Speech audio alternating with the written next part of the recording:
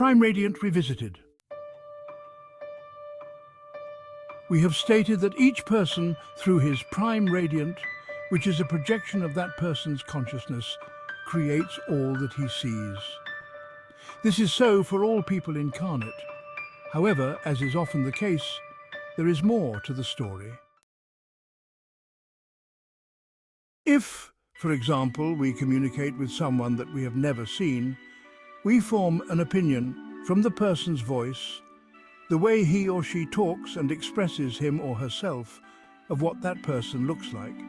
This opinion may be accurate or not, but once we have seen the person, we have an image in our mind of the appearance of that person.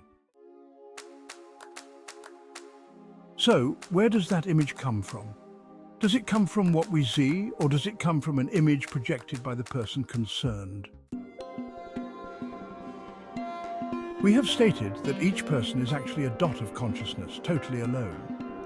But as many have realized, there can be communication between people where thoughts and images can be shared. How can this happen? Although each person has his unique frequency, and normally these frequencies cannot combine otherwise, it would cause an explosion, as in zero-point energy on a higher level connected to higher self. An exchange is possible. This is because there is only one higher self for all people, and thus all thoughts and images, which are normally kept private, can be shared. This, to make it easy to explain, is a form of telepathy.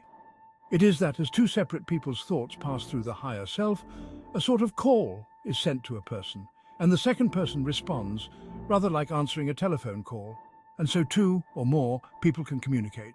You may also compare it to the newish internet systems you have, where voice and image can be sent back and forth across the world. That is how it is possible for two or more people's prime radiance to communicate. This concept can be spread and spread as all people use higher self, and creates effectively all that is experienced on Earth.